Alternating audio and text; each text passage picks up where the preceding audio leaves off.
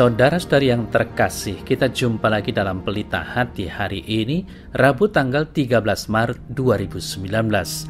Bersama saya Romo Thomas Suratno SC dari Paroki Cilandak, Jakarta Selatan, mendengar dan merenungkan Sabda Tuhan, yakni firman Tuhan yang tersurat di dalam Injil Lukas, bab atau pasal 11, ayat 29 sampai dengan ayat 32.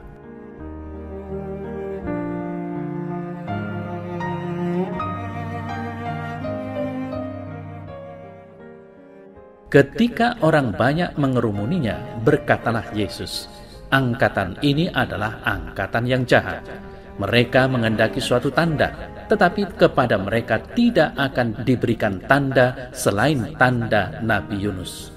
Sebab seperti Yunus menjadi tanda untuk orang-orang Niniwe, demikian pula lah Anak Manusia akan menjadi tanda untuk angkatan ini. Pada waktu penghakiman, ratu dari selatan itu akan bangkit bersama orang dari angkatan ini dan ia akan menghukum mereka. Sebab ratu ini datang dari ujung bumi untuk mendengarkan hikmat Salomo, dan sesungguhnya yang ada di sini lebih daripada Salomo. Pada waktu penghakiman, orang-orang Niniwe akan bangkit bersama angkatan ini dan mereka akan menghukumnya. Sebab orang-orang Niniwe itu bertobat waktu mereka mendengarkan pemberitaan Yunus, dan sesungguhnya yang ada di sini lebih daripada Yunus."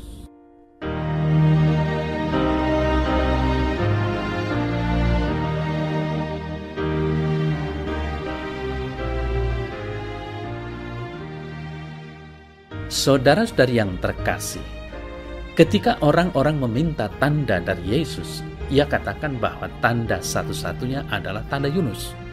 Seperti Yunus berada di dalam perut ikan selama 3 hari dan kemudian dimuntahkan kembali, begitupun Yesus akan masuk ke perut bumi selama 3 hari dan akan bangkit kembali. Ironisnya, bahkan ketika tanda satu-satunya ini digenapi, tetap saja banyak orang-orang di zaman Yesus dan bahkan sampai zaman sekarang tidak mau percaya kepadanya. Saudara-saudara terkasih, orang-orang Niniwe sungguh-sungguh bertobat setelah mendengar seruan dari Yunus untuk bertobat, atau mereka akan ditunggang balikkan oleh Tuhan karena kejahatan mereka. Mereka percaya akan Tuhan, bahkan Tuhan dapat dan berhak untuk melakukan apa saja terhadap ciptaannya, dan mereka dengan rendah hati mengakui kejahatan mereka, sehingga mereka dengan sungguh-sungguh melakukan aksi pertobatan yang mendatangkan keselamatan bagi jiwa mereka. Betapa berbedanya dengan sikap orang-orang Farisi dan ahli Taurat yang menanggapi seruan Yesus untuk bertobat dengan kecongkaan. Mereka tidak percaya akan ketuhanan Yesus. Mereka tidak senang dikritik, disamakan dengan pendosa, dan karenanya malah membawa mereka lebih terpuruk ke dalam dosa dengan membiarkan rasa iri dan benci terhadap Yesus tumbuh dan menguasai hati mereka dan berakhir dengan kesepakatan untuk membunuh Yesus. Pun jikalau apa yang mereka lakukan itu tidak dilakukan terhadap Putra Allah, melainkan kepada sesama manusia, pastinya itu pun adalah kejahatan di mata Tuhan. Saudara-saudara terkasih, betapa sedihnya bahwa Tuhan yang datang di tengah umatnya ditolak mentah-mentah. Sabda Allah tidak dipedulikan, padahal sabda Allah adalah pemberi kehidupan bagi yang mendengar dengan membuka hatinya. Bahkan Ratu Seba begitu rindu untuk mendengar kata-kata bijaksana dari Salomo, sehingga melakukan perjalanan amat jauh untuk itu. Yesus yang adalah Sang Sabda yang menjadi daging adalah kepenuhan dari segala kebijaksanaan, dan kita hanya perlu menempuh jarak sejauh doa untuk menjumpai Dia.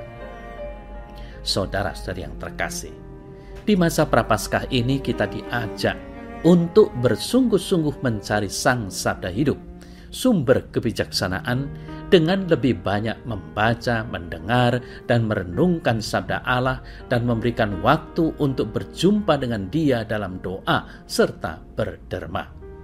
kita juga diminta untuk merendahkan diri kita dengan rendah hati, melakukan introspeksi dan mengakui kelemahan-kelemahan kita dan sungguh-sungguh berusaha untuk menghasilkan buah-buah pertobatan yang sejati.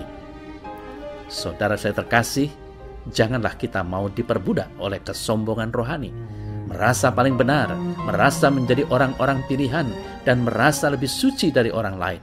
Ingatlah bahwa saat seorang manusia menempatkan dirinya lebih dari sesamanya, ia dikuasai oleh dosa kesombongan. Ia merasa bahwa dirinya tidak sama dengan orang lain. Entah ia merasa lebih beruntung atau lebih baik, ia harus bertobat, menyadari dan mengakui bahwa kerahiman Allah lah yang memungkinkan ia dapat menikmati semua kelebihan itu.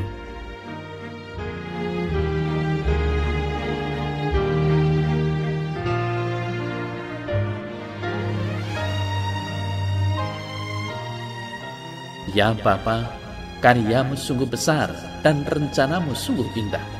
Aku percaya bahwa seluruh hidupku pun ada dalam rancanganmu.